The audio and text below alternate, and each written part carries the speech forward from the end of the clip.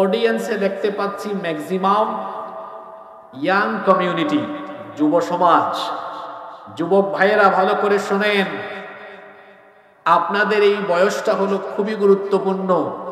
তারুণ্য আর যৌবনের শক্তিকে সবাই টার্গেট করে, এজন্য অনেকেই আপনাদের এই তারুণ্য আর যৌবনের শক্তি সামর্থ্যকে ব্যবহার করে এটা তার ক্ষমতার হাতিয়ার হিসাবে কাজে লাগাতে চায়। সেজন্য আপনাদেরকে তারা ইউজ করে, ব্যবহার করে। আর অনেক যুবক তরুণ ভাইয়েরা স্রোতে গা ভাসিয়ে দেয়। মনে রাখবেন, আপনার এই তারুণ্য, আপনার এই যৌবনের শক্তি সামর্থ্য, ঘাম, পরিশ্রম, রক্ত, জীবন, এটা কোনো নেতা নেত্রীর সামনে পিছনে চামচামি করার জন্য দেওয়া হয় নাই।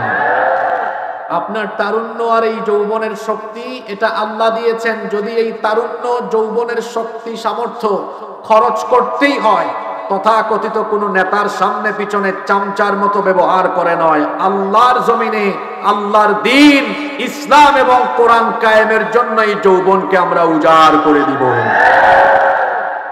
যুবক ভাইদেরকে বলবো, বি এ প্রেস্টিজিয়াস পারসন, ব্যক্তিত্ববান হন।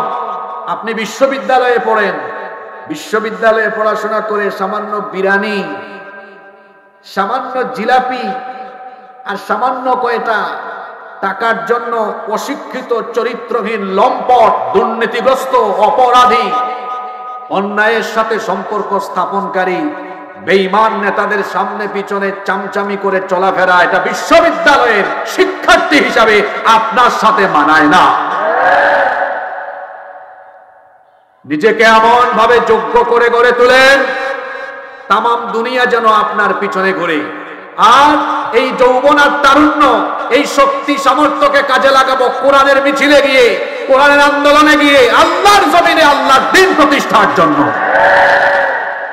আল্লাহ এই কথাগুলো আমাদেরকে বুঝার তৌফিক দান করেন।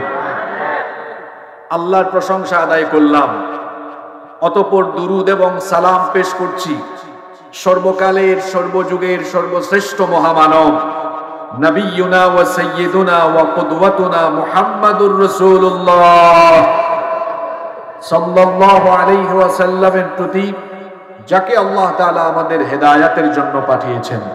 আল্লাহুম্মা সাল্লি আলাইহি, আল্লাহুম্মা বারিক আলাইহি। সম্মানিত ঠাকুরগাঁওবাসী, লক্ষ লক্ষ টাকা খরচ করে এত মানুষের ঘাম, শ্রম, অর্থ, কষ্ট, মেহনতের ফলে বাস্তবায়িত হওয়া এই মাহফিলের মঞ্চে বসে অপ্রাসঙ্গিক, অহেতুক, ফালতু কথা বলে আমরা এই জান্নাতি আয়োজনের পরিবেশ বা আমানতদারিতাকে নষ্ট করতে চাই না। সরাসরি আল্লাহর কালাম থেকে আমরা আলোচনা শুরু করব ইনশাআল্লাহ। তবে আমি আপনাদের কাছ থেকে মাত্র 1 থেকে 1.5 মিনিটের জন্য একটা বিশেষ দাবি পেশ করতে চাই, যদি আপনারা আমাকে অনুমতি দান করেন। সেটি হচ্ছে, আজকের এই আয়োজক কমিটি আমার কাছে একটা রিকোয়েস্ট করেছেন, হুজুর আপনি বক্তব্য শুরু করার আগে 1 মিনিট আমাদেরকে একটু সুযোগ তৈরি করে দিবেন। এই যে দূর দূরান্ত থেকে আজকে এত মানুষ এসেছেন, এত সুন্দর আয়োজন, এই আয়োজনটা করতে গিয়ে আমার ভাইদের কিছু ঘাটতি থেকে গিয়েছে। দেখেন 60 সেকেন্ড, 1 মিনিট যদি সবাই একটু আমাদের হাতটা বাড়ায় দেই, 1 মিনিটে দেখবেন বিশাল এই আয়োজনের ঘাটতিকে পূরণ করে দিবেন কে? আল্লাহ। আমি স্টেজে উঠার আগে ভাইদেরকে অনুরোধ করেছি, যাতে মানুষ, এত হাজার হাজার মানুষ যেন বিরক্ত না হয়, আর আমিও যেন তাড়াতাড়ি কথা বলা শুরু করতে পারি। বেশি সময় দেওয়া যাবে না। আমার ভাইরাও খুব স্মার্ট, তারা বলেছেন হুজুর বেশি সময় নিব না আমরা। চতুর্দিকে ইতিমধ্যে ব্যাগ আর চাদর চলে গিয়েছে, তারা এখন ঢুকবেন। আমরা এটা আল্লাহর দ্বীনের জন্য, আল্লাহকে খুশি করার জন্য 2টা হাত এখন একটু উপরে তুলবো। সবাই একটু উপরে তুলেন তো, একটু নাড়াচাড়া মারেন। এবার এই 2টা হাতকে আপনারা পকেটে ঢুকান, মানুষের পকেটে ঢুকাইয়েন না, নিজের পকেটে ঢুকান। আর কোরআনের জন্য যান। আমার ভাইরা ব্যাগ নিয়ে দ্রুত ঢুকেন। মা বোনদের প্যান্ডেল মনে হয় পাশেই আছে, মা বোনরা আপনাদের কাছেও ব্যাগ যাবে, চাদর যাবে, সবাই আমরা শামিল হব। আর এই 1-1.5 মিনিট আমরা জিকির করব, যারা দাঁড়িয়ে আছি বসে যাব। আজকে খুব গুরুত্বপূর্ণ আলোচনা হবে ইনশাআল্লাহ। এই মাত্র কয়েকজন কেন ভাই, আমি তো ওনাদের থেকে 1 মিনিট সময় নিয়েছি। চতুর্দিক থেকে ঢুকেন আর একটু জিকির করেন, লা ইলাহা, শেষ তাকবীরটা হবে একটু মহব্বতে আমরা দিব, লিল্লাহি তাকবীর। আর আপনাদেরকে কষ্ট দিব না। এখন সরাসরি আমরা আলোচনায় ঢুকে যাব ইনশাআল্লাহ। আল্লাহ আমাদেরকে আমলের নিয়তে প্রতিটি কথা বলার এবং শোনার তৌফিক দান করেন, আমরা বলি আমিন। সম্মানিত ঠাকুরগাঁওবাসী, এই পৃথিবী যেখানে আমরা বসবাস করছি, এই পৃথিবী আমাদের জন্য চিরস্থায়ী ঠিকানা নয়। আমরা এখানে এসেছি, আমরা সবাই চলে যাব, তবে কে যে কখন আমরা চলে যাব এটা আমরা কেউ জানি না, কেউ জানি না। প্রত্যেককে চলে যেতে হবে। Everyone will take the test of death.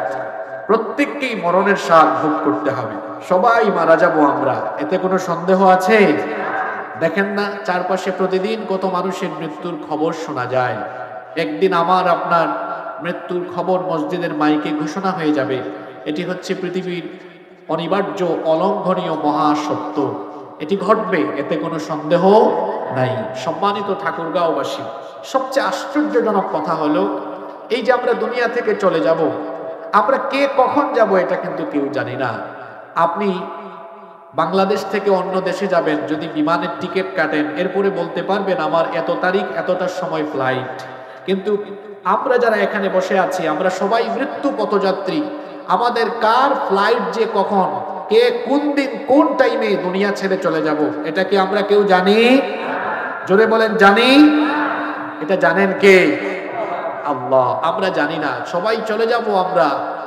এই যে পৃথিবী থেকে আমরা চলে যাব, এই চলে যাওয়ার ধরন হলো দুই ধরনের। পৃথিবী থেকে আমরা যে পরকালের উদ্দেশ্যে পাড়ি জমাবো, পৃথিবী থেকে যাওয়ার এই ফ্লাইটের ধরন হবে দুই ধরনের। কথা বুঝে থাকলে বলেন তো, দুনিয়া থেকে যাওয়ার ধরন হবে কয় রকম? আস্তে বলবেন না, জোরে বলেন কয় রকম? একটা হলো নিকৃষ্ট, আরেকটা হলো উৎকৃষ্ট। ফ্যানটা একটু ঘুরাই দেন এদিকে মাইকে, এই তো। একটা হলো নিকৃষ্ট, আরেকটা হলো উৎকৃষ্ট। একটা পদ্ধতি হলো খুব কষ্টের সাথে, আযাবের সাথে, যন্ত্রণার সাথে দুনিয়া থেকে যাওয়া। আরেকটা পদ্ধতি হলো সম্মানের সাথে, ইজ্জতের সাথে, আল্লাহর রহমতের, আল্লাহ তাআলার রহমতের ভেতরে আচ্ছাদিত হয়ে সুন্দরভাবে সহজভাবে আল্লাহর দরবারে যাওয়া। সুবহানাল্লাহ। আমরা সবাই নিকৃষ্ট মৃত্যু চাই না উত্তম উৎকৃষ্ট মৃত্যু চাই? অবশ্যই আমরা উত্তম মৃত্যু চাই, কিন্তু এই উত্তম মৃত্যুর আবার কিছু আলামত আছে, কিছু সাইন আছে। আজকের আলোচনায় আমরা মোট 3টা পয়েন্টে ভাগ করে আলোচনা শুনব।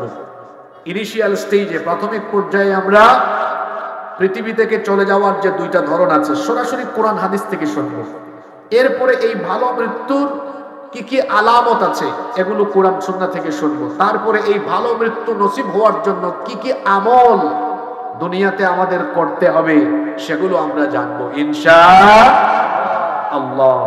আমি কিন্তু শুরুতেই কোন কোন টপিকের উপরে কথা বলবো তার একটা সামারি আপনাদেরকে দিয়ে দিয়েছি। চলেন আবার আমরা শুরু করি। আমরা বলছিলাম পৃথিবী থেকে চলে যাওয়ার ধরন হবে মোট কয় রকম?